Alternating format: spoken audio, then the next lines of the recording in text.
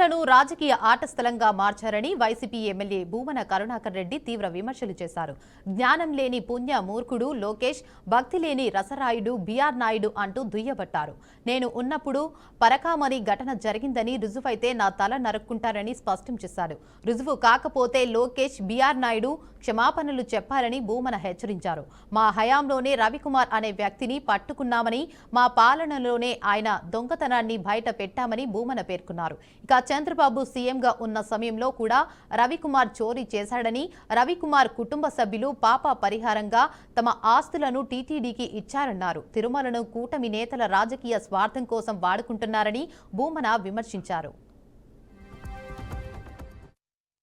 ఇబ్బందుల్లో ఉందంటే ప్రధానమైన కారకులు మీరే ఒకటొకటి చెప్పుకుంటూ వస్తాయి. ఎందుకు అని శాంక్షన్ నుంచి ఆ పని ఎగ్జిక్యూషను నిర్వహణ మీరు తీసుకున్నప్పటి నుంచి ఎక్కడే కానీ మాకు తెలిసి మాకు అర్థమై మీకు సమ్ అవగాహన లోపం కనపడుతుందన్నమాట.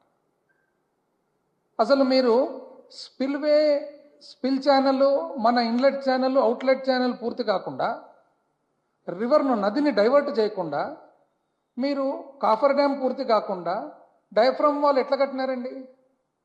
ఏ విధంగా కట్టినారు?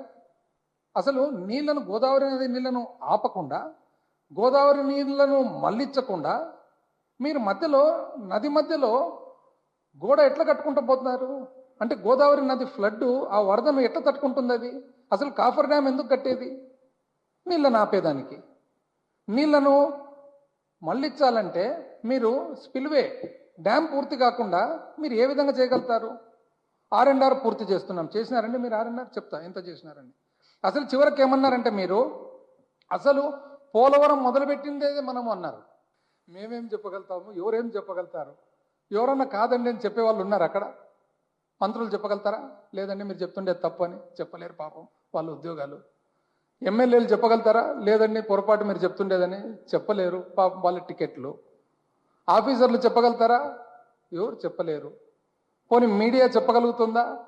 ఒకరో ఇద్దరో చెప్తున్నారు. మిగతా వాళ్ళందరూ ఎట్లున్నారంటే ఆశ్చర్యకరంగా ఉన్నారనమాట. పోలవరం ఏంటి సార్, నాగార్జున సాగర్ కూడా మీరే కదా కట్టిండేది అనేది ఎట్లున్నారనమాట.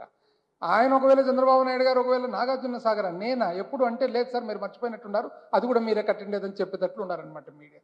ఇంకా మేమేం చెప్పగలుగుతాం? మిగిలేదు ఎవరు? ప్రతిపక్షం మేము ఉన్నాం. ఇంకా మేమేం మాట్లాడినా ఆయన కోపం వస్తుంది.